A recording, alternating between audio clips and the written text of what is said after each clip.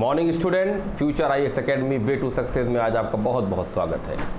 मित्रों, हर दिन की तरह कई दिनों से आप लोग को मोटिवेशन की कोई क्लास नहीं मिल पा रही थी, तो आज रविवार है और कल आप लोगों को मोटिवेशन की जो वीडियो मैं आज बोल रहा हूँ, कल की क्लास आप लोग को मोटिवेट करने में सहायक होगी, ऐसा मेरा प्रयास है। मित्रों, अभी कुछ दिनों पहले मेरे एक छात्र ने मुझसे पूछा था कि UPSC एग्ज़ाम में हिंदी मीडियम वाले लोगों का स्तर नीचे हो रहा है और इंग्लिश मीडियम वाले लोगों का स्तर ऊपर हो रहा है, ऐसा क्यों हो रहा है? तो सबसे बड़ी बात यह है कि आप ये जान लीजिए कि हिंदी मीडियम और इंग्लिश मीडियम में सिर्फ इतना सा अंतर है कि UPSC, PSC, SSC, रेलवे जितने भी एग्ज़ाम टॉप लेवल के हैं उसमें ज़्यादातर फॉर्म डालने वाले बच्चे इंग्लिश मीडियम के होते हैं। तो फ़ायदा इसमें हिंदी मीडियम वाले बच्चों के बराबर मैं ये नहीं कह रहा हूँ कि हिंदी मीडियम वाले बच्चे गधे होते हैं, नहीं। हिंदी मीडियम वाले बच्चों के फॉर्म डालने की जो लैंग्वेज संख्या है वो बहुत कम होती है। जैसे मान लीजिए UPSC का फॉर्म आया, UPSC के फॉर्म को 90% लोगों ने इंग्लिश में फॉर्म को सिलेक्ट किया, इंग्लिश में पेपर दिया और 10% लोगों ने हिंदी। तो 90% में से अगर 45% सिलेक्शन इंग्लिश मीडियम वालों का होता है तो 10 में से 10% बच्चे फॉर्म हिंदी से डालते हैं, तो उनमें से 9 हिंदी का होता है। तो अप्रत्यक्ष रूप से ज़्यादा बड़ा रेशियो किसका है? हिंदी का है, क्योंकि 100 में 45 इंग्लिश सेलेक्ट हो रहे हैं, 80 में से 45 सेलेक्ट हो रहे हैं और जो बच्चे 10% एग्ज़ाम दे रहे हैं उसमें से 9 हिंदी के सेलेक्ट हो रहे हैं। तो रेशियो अगर देखा जाए तो हिंदी का ज़्यादा है। और एक सीधी सी बात आज आप दिमाग में अपने जहन में डाल लें कि जो सिलेबस के तहत पढ़ेगा, जो अपनी रोज़मर्रा के हिसाब से रेगुलर स्टडी करेगा, चाहे वो हिंदी मीडियम का हो, चाहे वो इंग्लिश मीडियम का हो या किसी अन्य भाषा का हो, सिलेक्शन उसी का होगा। तो मित्रों, सबसे बड़ी बात यह है कि आप लोगों को निराश नहीं होना है, क्योंकि निराशा आप हिंदी मीडियम वाले बच्चों के लिए बता दूँ, उनको निराश नहीं होना है, उनको अपने पद पर अग्रसर होना है, लगे रहना है, क्योंकि जितने भी UPSC और PSC के स्टूडेंट्स हैं उनको सबसे पहली बात यही पता नहीं होती कि क्या पढ़ना है। सबसे पहले आप अपने जिस टेबल पर बैठ के पढ़ते हो उस टेबल पे आपके सिलेबस होना चाहिए, और सिलेबस बिना आप कोई तैयारी नहीं कर सकते। मित्रों, पाठ्यक्रम के बिना हम उसी तरीके से हैं जैसे कोई भी मुसाफिर चला जा रहा हो जिसको उसकी मंजिल का पता ना हो। तो मंजिल आपके हाथ में है, आपका पाठ्यक्रम आपकी मंजिल है, जो आपको UPSC, PSC, SSC, any other exam, कोई भी अन्य एग्ज़ाम हो, कोई भी अन्य परीक्षा हो, उसमें आपको आपके लक्ष्य तक पहुंचाने का काम करती है, वो है पाठ्यक्रम। और मित्रों, निरंतरता सबसे बड़ी बात है, निरंतरता। मैंने एक चीज़ मैंने कई बच्चों से बात किया जो PSC के कैंडिडेट हैं, उसमें से कई लड़के भी हैं, लड़कियां भी हैं। मैंने उनसे बात किया, उनकी फ्रस्ट्रेशन का लेवल ये है कि उन लोगों को सही से टाइम टेबल के अनुसार वो अपनी रोज़ की पढ़ाई ही नहीं कर पा रहे हैं। उसमें सबसे बड़ी गलती उन्हीं लोगों की, क्योंकि मैं उन लोगों से ये बातें कहना चाहता हूँ कि 5 से 6 घंटे ही पढ़ना है।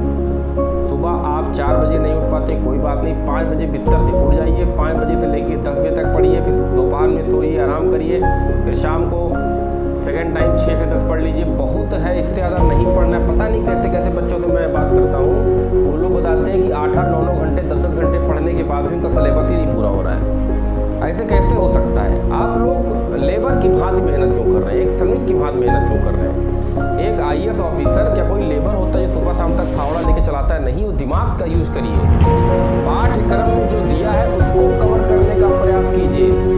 अभी हाल ही में मेरी एक स्टूडेंट है, लड़की है, उससे मेरी बात हुई, उसको यही कन्फ्यूज़न है कि वो कौन सी मैगजीन पढ़े। कभी वो घटना चक्र पढ़ने लगती है, कभी वो क्रॉनिकल पढ़ने लगती है, कभी दृष्टि के पीछे भागती है, और ऑलरेडी वो किसी अच्छे संस्थान की स्टूडेंट है। तो मैंने सिर्फ उसको इतना बताने का प्रयास किया था कि एक मैगजीन जो आपके संस्थान द्वारा आपको प्रोवाइड हो रही है, आप उसको पढ़ो, उसके अलावा पेपर पढ़ो। इससे ज़्यादा करंट पढ़ने की ज़रूरत नहीं है। मैगजीन जब भी आप लेते हैं, मैं मना नहीं कर रहा हूँ, मैं किसी मैगजीन की बुराई नहीं कर रहा हूँ, लेकिन मैगजीन में सिर्फ 25% अपने काम का है, 75% में बच्चों का इंटरव्यू, ऐसे मुद्दों पर बात जो एग्ज़ाम के दृष्टिकोण से इतने ज़्यादा महत्वपूर्ण नहीं होते, उनके बारे में बात की जाती है। तो सबसे पहले होना चाहिए कि बहुत बड़े थाल में अगर हम आपके सामने 20 तरह की सब्जी, 20 तरह की रोटी, 20 तरह के चावल रख दें तो आप नहीं खा पाएंगे। छोटे थाल में 2 रोटी, थोड़ी सी दाल, थोड़ी सब्जी, थोड़ा सलाद खाने का प्रयास करेंगे तो आपका सेहत भी दुरुस्त रहेगा और दिमाग भी अच्छा रहेगा और आपकी पर्सनालिटी भी अच्छी रहेगी।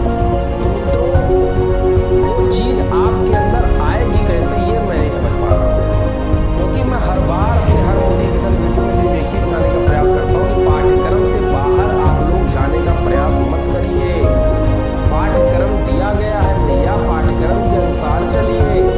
और फ्यूचर IAS एकेडमी जो जिस एडिटोरियल पर बात कर रही है उसको समझने का प्रयास कीजिए। आज हमारे किसी विद्यार्थी ने कहा सर कि थोड़ा सा कोटेशन में पढ़ाइए। भैया मैं कैसे कोटेशन में पढ़ाऊँगा, क्योंकि इतने बड़े बड़े टॉपिक में वनडे एग्जाम की तैयारी नहीं करवा रहा हूँ यहाँ पर बैठ के। मैं UPSC और PSC एग्जाम की बात कर रहा हूँ, तो मैं कभी भी बहुत स्टाइलिश तरीके से अपनी एडिटोरियल को पेश नहीं कर सकता हूँ, बहुत अच्छे तरीके से वन लाइनर में नहीं पेश कर सकता हूँ, क्योंकि ये एग्ज़ाम वन लाइनर एग्ज़ाम नहीं है। ये एग्ज़ाम में आपके दिमाग, आपके मस्तिष्क के बारे में, आप क्या सोचते हैं इसके बारे में मैं बात करता हूँ। तो मित्रों, समय ना गंवाते हुए अपने पाठ्यक्रम के अनुसार अपनी तैयारी को नया दृष्टिकोण दीजिए और किसी के बहकावे में मत आइए। कौन क्या कह रहा है, कौन किस तरीके से पढ़ रहा है, उसके चक्कर को छोड़ दीजिए। देखिए मित्रों, आज मैं आपसे एक बहुत ही क्लिष्ट बात करूंगा, क्योंकि निरंतरता एक ऐसी चीज़ है जो आपके सिलेक्शन को 100% बनाती है। अगर आप सप्ताह में 5 दिन पढ़ रहे हैं, 2 दिन भी गैप कर रहे हैं, तो आप सिलेक्शन से बहुत दूर हो गए। आज मैं आपको सच्चाई बता रहा हूँ, अगर आप 6 घंटे पढ़ रहे हैं, साल के 365 दिन 6 घंटे, जिस दिन आपने मेहनत से पढ़ाई कर ली, आपके द्वारा निर्धारित लक्ष्य आपके कदमों में होगा। ये मेरा दावा है। एक बार फिर से मैं दावा कर रहा हूँ, मेरा दावा है कि वो आपसे दूर नहीं जा सकता। UPSC और PSC के बच्चे मेरी वीडियो को देखें, शुरू में जाके जितने भी मेरे वीडियो बना उसको देखें, समझने का प्रयास करें, मेरी भावनाओं को समझें। मैं डिटेल में पढ़ाता हूँ, क्योंकि डिटेल में ही पूछा जाता है, तो बच्चों की तरह नहीं पढ़ा सकता हूँ। मैं चीज़ों को मॉडिफाई करने का प्रयास करता हूँ। मैं प्रयास करता हूँ कि ऐसे ऐसे मुद्दे आपके सामने निकल के आए जो आपके लिए महत्वपूर्ण हो, जो आपके एग्जाम के लिए दृष्टिकोण से महत्वपूर्ण हो। और मैं पूरा प्रयास कर रहा हूँ, लेकिन आपका प्रयास कितना है ये आपके द्वारा लिखे गए आंसर राइटिंग द्वारा मैं समझ पाऊँगा। मैं ये जानता हूँ कि वर्तमान समय में जितने बच्चे मेरे सपोर्टिव हैं, वो बहुत अच्छी बात है। फ्यूचर IAS एकेडमी की टीम स्वागत योग्य है, आप लोग का स्वागत कर रही है, आप उसके साथ जुड़े हुए हैं। ये बहुत ही सराहनीय कार्य है कि आप लोगों ने फ्यूचर IAS एकेडमी की टीम को मजबूती प्रदान की। बहुत अच्छी बात है, बड़ा अच्छा लगता है। लेकिन जब आप हार रहे होते हैं तो उस हारते वक्त अगर आशा की एक किरण दिखाई दे रही कि हाँ फ्यूचर IAS एकेडमी के डायरेक्टर ने ये बात बोली है, ऐसे पढ़ना है, हर मोटिवेशन क्लास में कुछ ना कुछ बोलते हैं, तो लाओ एक बार करके देखिए। आपने बहुत सारी कोचिंग फैजाबाद में पढ़ी होगी, मैं तो फैजाबाद की किसी कोचिंग का नाम नहीं लेना चाहूँगा और ना किसी कोचिंग के स्तर के बारे में मैं कहना चाहूँगा, लेकिन अप्रत्यक्ष रूप से आप समझ रहे हैं कि फैजाबाद की कोचिंग कैसी है, उसका स्तर क्या है।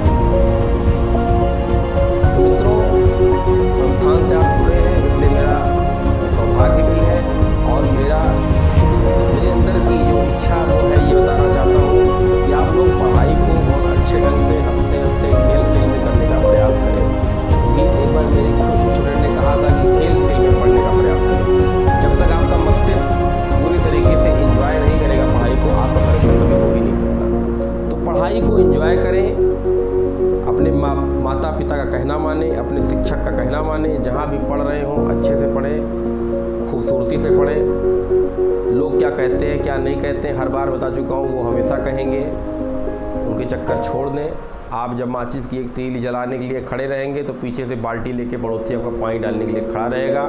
वो नियति का नियम है, वो होना ही होना है। तो फ्रस्ट्रेशन एकदम हटा के रिलैक्सेशन की तरफ बढ़िए और रिलैक्स हो जाइए, हैप्पीनेस मोड में मुस्कुराते हुए, खिलखिलाते हुए पढ़ाई करिए। और अगले मोटिवेशन वीडियो में मैं आप लोगों से बात करूंगा कि किस तरीके से UPSC की तैयारी की जाती है और उसमें क्या क्या चीज़ें आप लोगों को पढ़नी चाहिए और क्या क्या चीज़ें नहीं पढ़नी चाहिए। तो आज का ये मोटिवेशन अंक मेरे सभी विद्यार्थियों को, जो नए हैं और जो पुराने, उन लोगों को बहुत बहुत धन्यवाद के साथ ख़त्म करना चाहता हूँ।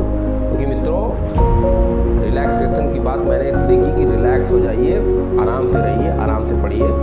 आप सब विवेकानंद हैं, बस अपने आप को पहचानने की ज़रूरत है। अपनी क्षमता को, अपनी कैपेसिटी को पहचानिए, उसी अनुसार लक्ष्य चुनिए और लक्ष्य चुनने के बाद उस पर पूरी तरीके से मेहनत करिए। और और ईमानदारी, आत्मनिष्ठा, आत्मसंयम के साथ प्रयास करिए, सत्यनिष्ठता के साथ प्रयास करिए, अपने कर्तव्य को समझिए। इससे ज़्यादा समझने की जरूरत नहीं है। और कल के टॉपिक में मैं बात करूँगा नीति निदेशक तत्व के बारे में। कल का टॉपिक इंडियन पॉलिटी का टॉपिक है।